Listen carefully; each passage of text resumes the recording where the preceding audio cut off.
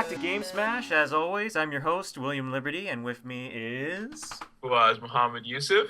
And let's start again with what we've been playing.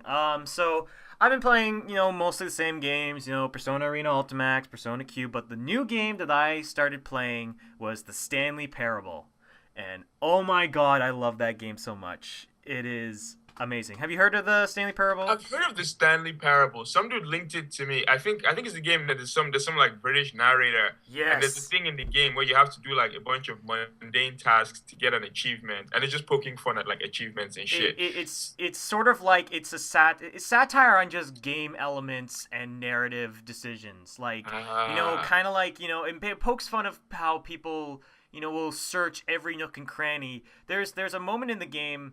I don't want to spoil too much, but there's like a moment in the game where you can pass a broom closet, and you can just go in and sit in the broom closet. And the narrator goes, "Why on earth are you standing in this broom closet? There is literally nothing in this broom closet. No reasonable human being would spend 20 minutes in a broom closet."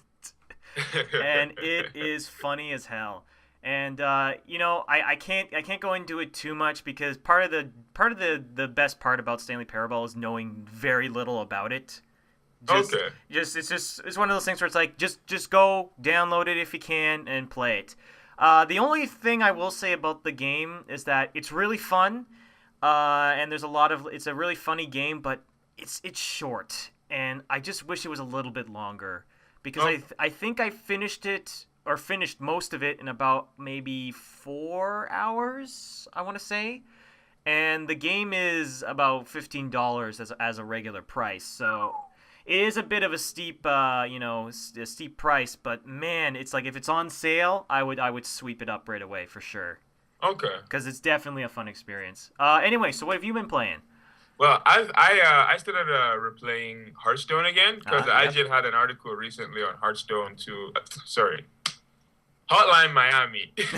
I was like, well, of course, you started playing Hearthstone again. Like I thought you never stopped, Waz. What is this blasphemy? Hotline Miami. I've been replaying Hotline Miami because because IGN recently had an article on Hotline Miami Yeah, 2, and it's the most violent game they've ever played. And they meant that in a good way, if you can mean that in a good way. yeah, But yeah. I've been replaying Hotline Miami just to get myself prepped for the game. I realized something about Hotline Miami 2. I'm probably gonna be disappointed in that game, and here's my reason why. Right? One Right. of the like I love Hotline Miami. Yeah, I don't think I've established that enough yeah. on this Hardline Miami podcast. and Hearthstone, they seem to be the recurring games. But one of the best things about Hotline Miami was how unexpected it was. I didn't Yes. know about this game prior to its release, and when it came out, I didn't even buy the game. The only reason I played Hotline Miami was because it was free on PlayStation Plus. Yeah. And I was like, I got nothing to lose, and it was on the Vita too. So I was like, you know what, I got these 35-minute bus rides to school, so I'll just try it out. And then I fell in love with it. But with Hotline Miami 2, there are actual expectations here. So it, Yeah. it does it does worry me a little bit. But I digress. Yeah, so I'm gonna be playing Hotline Miami in addition to, Guilty Gear. I've been getting more practice with in that. I went out to this fighting game thingy that we have in Ottawa. Oh, So okay. I want to go check that out, get some more practice. And I was watching this tournament that recently happened as well. Just see how people that actually know how to play the game. Yeah, And yeah, yeah. yeah. So yeah, that's mainly what I've been playing. And Hearthstone. Yeah, of course. I was waiting for it. I was like, is he not going to say it this week? Oh, I'm going to be so disappointed. Oh, actually, just real quick, and then I will mention Hearthstone again for this show. Okay. There's this thing in I don't know if you played the ranked but on the ladder, if you get 500 wins with one hero, you unlock the golden version of that hero. Yes, yes. Yeah, I got my golden shaman last night. So Hey, there you go. yeah, there we go. Okay, so I'm done. You're done. Moving on. All right, moving on to some news. So we got. Let's start with some trailers. We got the Evolve trailer, and we got some Mortal Kombat X trailer that came out. Yes. I'm going to talk about the Mortal Kombat X trailer because it's going to link to what we're going to be discussing. Yeah. So you start off the Mortal Kombat trailer, and you're getting a bunch of characters you were waiting for. Raiden, I think Katana, or Yeah, Katana. They announced they showed gameplay for Katana. Finally, she actually looks like a warrior now, yeah. as opposed to a really I think expensive some stripper.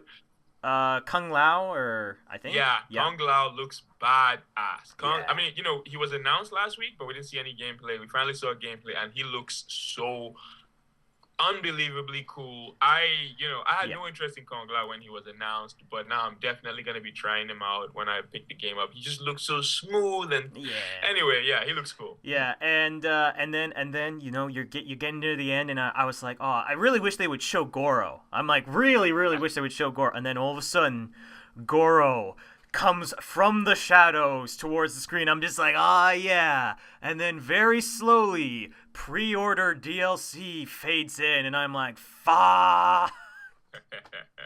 So yeah.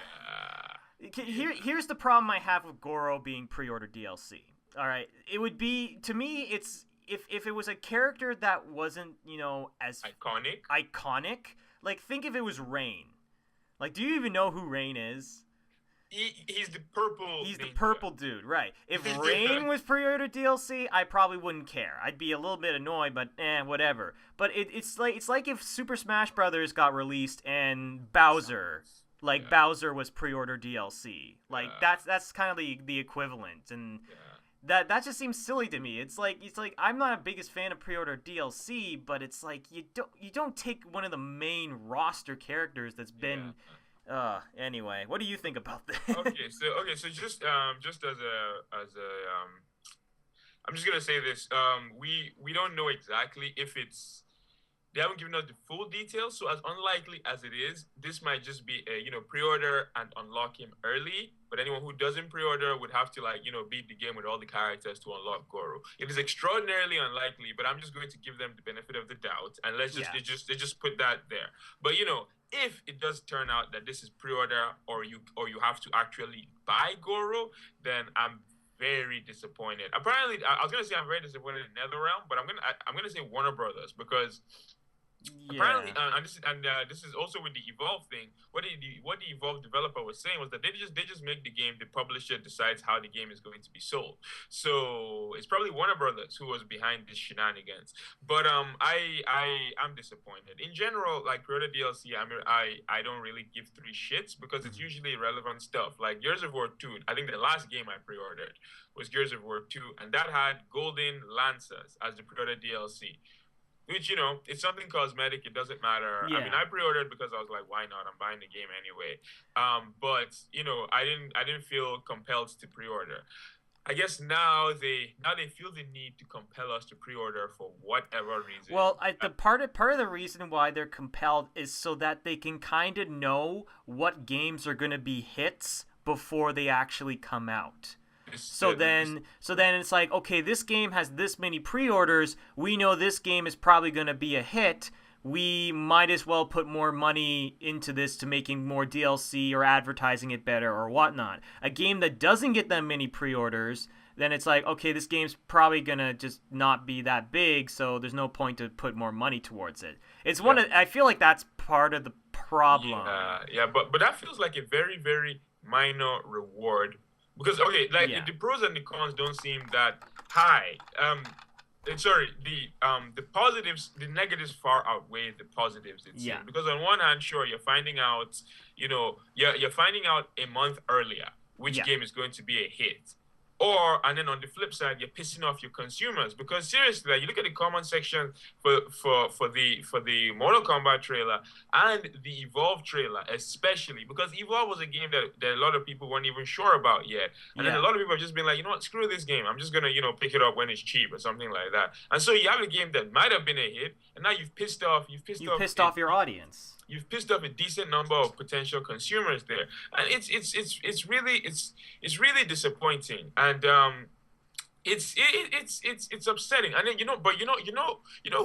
who's to blame the most in this situation? Because I've been a strong believer that the state of an industry is reflective on its consumers, and the fact that this is a thing now this is only a thing now because we let this become a thing, because I'm guessing, they did this pre-order shit, and the pros far outweigh the cons. People were Yeah. buying into this shit, and they were like, Well, you know what it is it's like, oh, but I'm getting, this is kind of like me getting a special edition. And it's like, for me, it's like, if you want to get a special edition or a collector's edition, that's fine. But this pre-order bonuses, they're not really that in, yeah, it's just cosmetics. And it's just a yeah, tiny little thing. For me, it's like, I'm fine with people buying collector's editions that come with all the crazy stuff, like the books or like little knickknacks and whatnot. Like, I'm yeah. fine with that. Like that, because that's its own thing. But with this, it's literally you've spent your money early, and Kratos now has like a red suit instead of a blue suit or whatever. And that's the biggest problem with this, is that it's not really enhancing the game itself. All it is just giving you a small cosmetic thing so that you can pay for it early. I'm gonna disagree with you on that, Oh, because when okay. when it was just cosmetic stuff, like what's that game called? The Order 1886. They just announced their pre-order shit, and Oh, it's okay. like it's like costumes for the main character. I don't care. It's when Okay. it's stuff that's So actually you're part of more the ticked game. off of when it's like actual vital stuff. Like Goro, or like the fourth monster. Oh, speaking of which, we've been going off on Mortal Kombat. Yeah. Like We should I talk gotta about get to Evolve, I guess. Yeah. Evolve. Okay, see, like I knew about the pre-order DLC for a very long time. They announced it a long time ago. I didn't have as big of a problem with it, and I'm not even sure why I didn't have as big of a problem with it back then. But then they announced the pricing structure of the monsters, and that was when I was like, okay, this is some bullshit here. Because it's, yeah, okay, you pre-order the game, you get the behemoth for free. If you Yeah. don't pre-order the game, the behemoth costs $15, Yeah. and then the hunters like DLC hunters are gonna cost $7 each.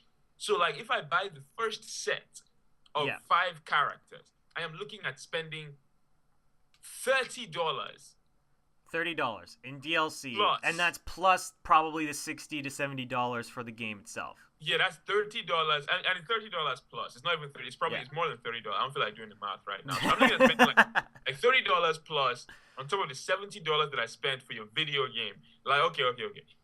I've been defending DLC for a very long time, because I'm like, Because if I enjoy there a is game, good DLC. It mhm, does if I enjoy, exist. yeah, if I enjoy the game, I have no problems paying more money for more content. But this is getting out of hand. Are you Yeah. kidding me? Like, what are these prices? $15.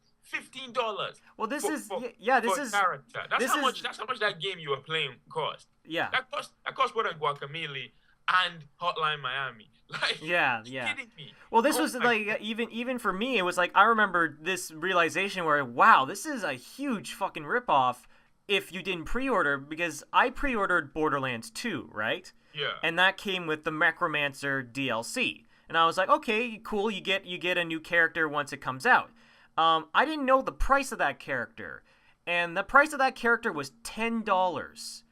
And I was like, really? For just being able to play a new character, $10? I would think maybe like $4 or something like that. It's not like a life-changing experience, but it's just like, I feel like part of the problem is that we let this happen too early, and now it's just becoming a common practice. Yeah. Yeah. So it is It's kind of a sad thing, but it, hopefully things will change or get better. We can only hope. well, it won't change until we change, until we stop pre-ordering, until we stop buying Yeah. DLC, until we stop buying games that give us the middle finger even before we bought them. It's Yeah. not going to stop, you know. Yeah. But anyway, I could go on for the whole show about this shit. So I've said Yeah. my piece. I think we said our piece for now. We'll Yeah. probably come back to it someday. Yes. Anyway, but on some happier news, Nintendo Direct. There was a big Nintendo Direct that came out with a bunch of news, and yeah, let's start with what they announced. The new Fire Emblem is coming out eventually. That's always nice. Yeah, it's always nice. I like the art style. Because I found that the last I don't know if this is weird, but I found the last Fire Emblem's art style was a lot more anime focused than the other ones. I know it's kind Okay. of weird. I felt like, I know it's kind of anime style to begin with, but I I was thought going to say. yeah, but I felt it was a little bit more in Fire Emblem Awakening, so I'm kind of glad that they're kind of pulling it back a tiny bit. So I don't know, a new Fire Emblem, but also a new 3DS. What is this, Woo! like the 15th version of the 3DS now? Yeah, Like, pretty much. It's but nuts. yeah, new 3DS, 3DS XL as well. Yeah. I just it's Well, hard to keep track of all these. here's the thing. Like, I have a 3DS. I spent $200 on a 3DS. Like, it does look nice having a little thumbstick to kind of work as a your second analog, because that's the biggest thing that I love. I think that is the Vita has that's superior to the 3DS is having a second analog. Like Yeah, that right there is amazing. So I'm kind of glad. Okay, it's got its own little analog, but it's like I don't want to spend another $200 just to get a slightly upgraded version. Like yeah. it's. I mean, like there's a couple of bundles that are coming out. Like I really look like that Monster Hunter bundle with the silver one. Ah, that was very tempting. That was very tempting. I thought about getting that at one point, but yeah, and then they also announced a couple of older games coming to the Wii U finally. I think a couple of them were Punch Out, the Metroid trilogy, which is always good, and Mario Galaxy. Mario Galaxy. I think it was Mario Galaxy 2. I think. Yeah, Mario Yeah. Galaxy 2. Yeah. So what do you think about some of these older games finally being able to be playable on the Wii U? I guess it's Well, it's cool. I'm surprised it took. I'm indifferent. Let's just go with that okay. because I'm indifferent really. It's more games is always nice. And one thing I really want to say that I hadn't even one thing that came to my attention recently is that Nintendo has very quietly put together a they quietly put together an amazing year last year for the I mean, the 3DS is always going to print money. So Yeah, that's. that's good. That's good for them. The 3DS is helping them a lot. Yeah, but they put together a very good year for the Wii U. I mean, the sales it may not have been reflected in the sales, but they put a lot of top quality games on Mhm. the Wii U, and it looks like that trend is continuing going into 2015. Another thing I want to say is that Nintendo seems to be the only one of the big three that remembers what video games are originally for, which is having fun. Mhm. They're making games that I mean they're just focusing on game. They're making games that focus on gameplay as opposed to how many pixels they can fit on a single disc. Yeah, And I just want to exactly. applaud them for that, because I made a lot of I still make fun of the Wii U, and I probably Yeah. won't buy one anytime soon. But I do applaud them for focusing on what's actually important, and Yeah. that's fun video games. Yeah. Yeah. And the one thing I will say about Nintendo is that a lot of their games are not only fun, but even though they may not have the best pixels, they're very colorful. There's very Yes. clear, good art designs in Yes. a lot of the Nintendo games. Uh And that's huh. something that can be very lacking in some of like games that come out for the PS3 or the Xbox 360. You mean the Like PS4, the like Xbox? well, yeah, exactly. But like just like when you think about it, like generic Fantasyland kind of stuff. You know what Yeah, I mean? exactly. Like And again, let me get using a game that's coming out very soon that I've been bagging on for as long as it's been announced. The Order 1886. You look at a yeah. screenshot from that game and you can't tell it apart from any other game because it looks friggin' anyway. Anyway, I'm sorry. I just had to throw But that. yeah, the order because the thing about the order is that it does kind of just it looks. I mean, yes, overall it does look good, but It looks there's amazing. Yes. but it nothing about it art design wise is making it stand out other than the time period is kind of like steampunkish. You know what Yeah, I mean? exactly. And steampunk isn't exactly revolutionary, so that doesn't make it stand out. And because a lot of the game seems gray corridors, even though they're really beautiful gray corridors. It's still gray It is, corridors. yeah, Like I exactly. Yeah, like I'm just gonna say one last thing on that game. It's like they took a list. They made a list of everything that is wrong with modern shooters, and they put it into one video games. Quick time events. Yeah, The gray, gray a lacking, corridors. gray corridors, a lacking color palette, cover based shooting. Just absolutely Yeah, you everything. know what? The more that I think about it, yeah, it does kind of take a lot. Absolutely everything that people complain about with next gen games, they've stuck into that one video game. So all they need to do is have well, I mean, at least they've announced the pre-order DLC, so they've got that as We well. got All that they out of need the to do way. is have some really obnoxious post-launch DLC that should have been on the disc, And and a then very you short got you campaign, can't wait and to it, can't and it, it'll literally be everything people hate about modern video games in one game right and there. then what they do is that they're gonna make the game free to play but with microtransactions. Yeah, that's what they're gonna do. That's the cherry on top. That's the cherry. Oh yeah, microtransactions. Yeah, Yeah. that's one thing that the game is missing. But I digress. Yeah, the Nintendo Direct. They actually announced a lot of cool stuff. There was something else that Well, I was gonna say about the one thing that made me giddy with joy: Monster Hunter. Monster Hunter 4 Ultimate. I was like, Tanner's gonna love this. Tanner's gonna You knew, you could sense me from far away, just going, yeah.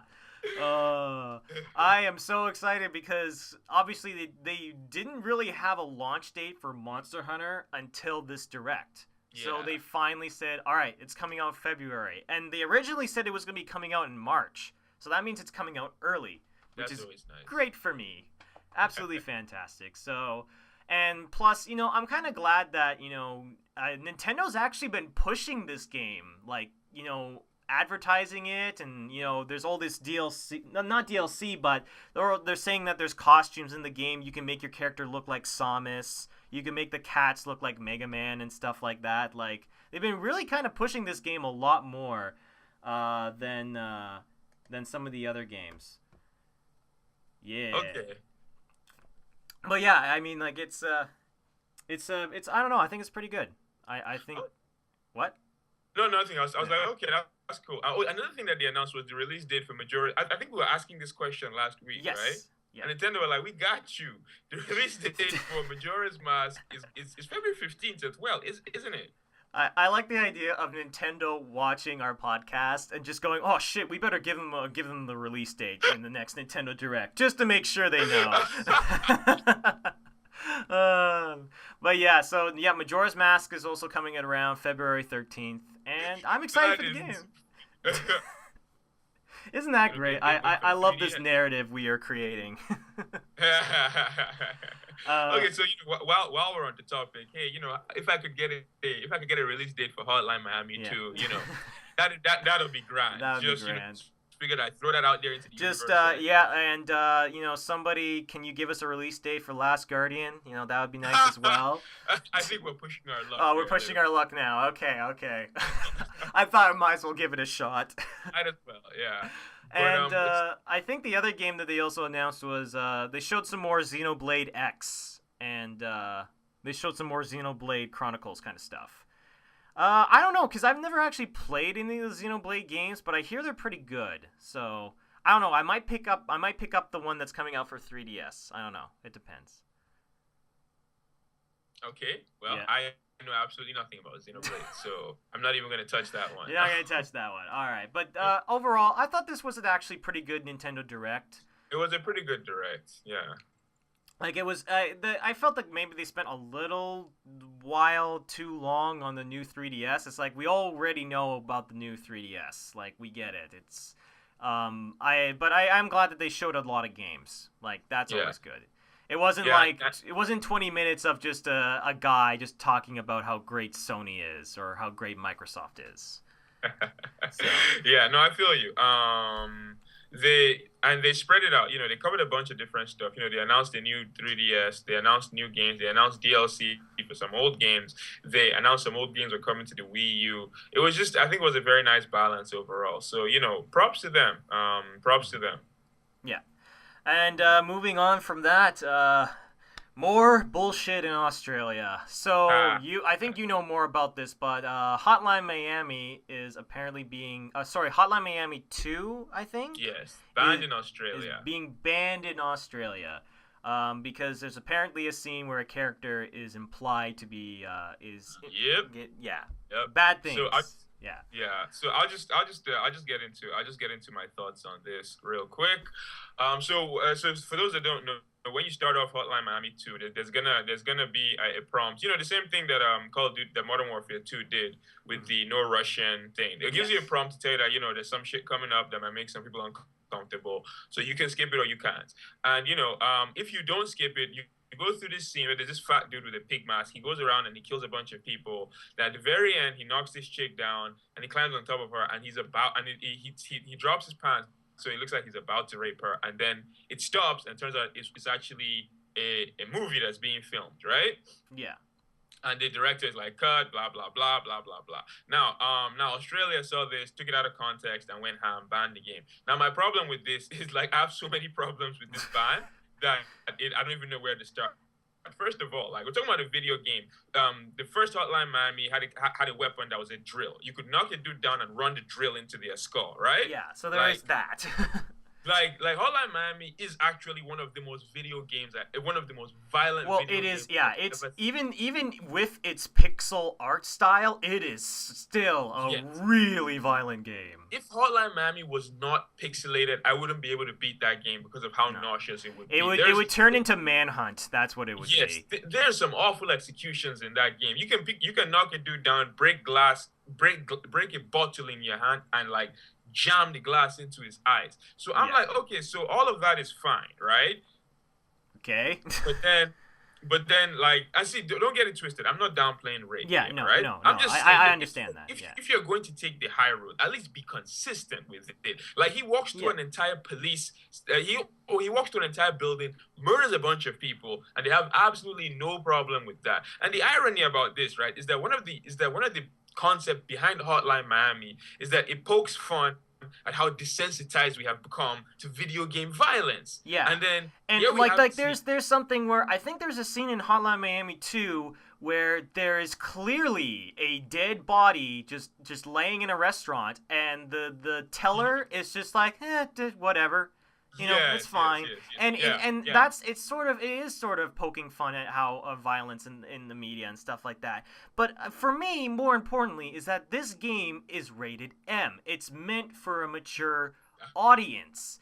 And it's like, I can understand someone getting this, someone younger, and just not understanding the context, but this is the reason why we rate games is so that mature games have mature themes in them. Like, that's the whole fucking point.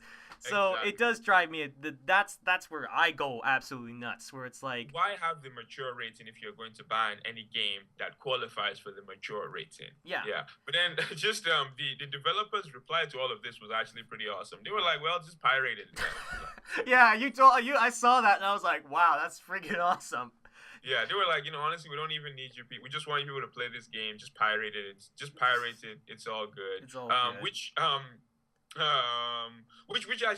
would bring me to one last point that I would like to say before we close up the show today. Yeah. Something recently happened. Okay, like it's to all, as all three of our viewers would probably know. Yeah. I love Hearthstone, right? Yes. But my love for Hearthstone is not the reason why I feel the way about what I'm about to say. So recently, Hearthstone won Game of the Year for game trailers, right? Oh, okay, yeah, okay, yeah. And it was nominated for Game of the Year in the VGA that happened last year. And on both articles, the comment section was full of people complaining that a game that doesn't have a AAA budget should not have been nominated for the Game of the Year. And I'm sitting there and I'm confused. I'm like, Hearthstone is a video game, right? Mm-hmm. Why does it not qualify for Video Game of the Year? And I'm like, these people are sitting here, sucking off these developers who are so ready to screw you. And then on the other hand, you have independent developers like the Hotline Miami guys who are just like, you know what, we just want people to play our video game, right? Where we are trying hard to just make a fun video game, and we just want people to play it. And then these are the developers that you're like, okay, these people don't deserve recognition. No, let's give recognition to the developers who charge us $70 for a video game, $15 for an extra character, $25 for a season pass that extra character is not even included in, and then these are the developers that you are defending. These dudes are lining up to screw you, and you're defending these people. And on the other other hand, you have developers making fun video games, which, correct me if I'm wrong, is the reason we play video games. Yeah, Making fun video games most that are people easily play accessible. games to have fun. Like, that is one of the core aspects of it. And you know what? I just want to. Okay, yeah, keep going. Yeah, sorry. Oh no, sorry. Say what you're well, here's the thing. I have a similar kind of scenario to this that happened with me, and you'll probably disagree with me in a little way, but I'll get onto it. So, in 2012, at one of the VGAs, I heard, so what game got Game of the Year? And it's like, well, Walking Dead Season 1. And I'm like, Walking Dead? Really? Like, that's not that big of a game, and I hadn't played it yet. So I thought that was kind of weird. Why would that get Game of the Year? And then I actually sat down and played it, and I had an absolute blast, and I loved the characters. But that's my thing, is that I had that narrow view, and then I realized, okay, you know what? Maybe this game actually did deserve maybe some recognition, considering the fact that it did make me cry. So yeah. So it's one of those things where, even if the game doesn't have an amazing budget, that doesn't mean it's less of a game. It doesn't mean it's less of an enriching experience. And that's sort of like my example of that, is that I feel like the people that are hating on Hearthstone, maybe they haven't played it, or maybe they just dislike the genre in general, and then they're just seeing a one-sided view of it. And exactly. I don't know. I feel like a huge portion of those people probably never even played Hearthstone at all. I'm certain the people either never played it, or when they played, they didn't even give it a chance to begin with. Exactly. Because I generally believe that most gamers. Okay, let me not say that. I was like, where are you gonna go with this, Fawaz?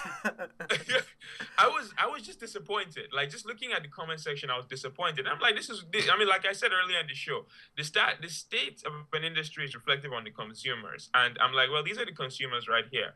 They're like, these independent games, these low budget games don't deserve recognition. And just as comparison, you look at movies, and the movies that get the most recognition are usually the ones with the lower budgets, because the budget has nothing to do with okay, that's an exaggeration. Yeah. It does have some aspect of it, but we're trailing off into movie territory, and that's a whole other monster.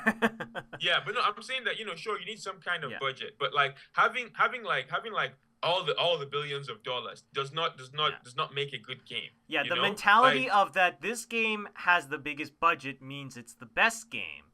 It's like, yeah, I do like GTA 5, and yes, the budget for that game is astronomical, but that doesn't necessarily make it the best game.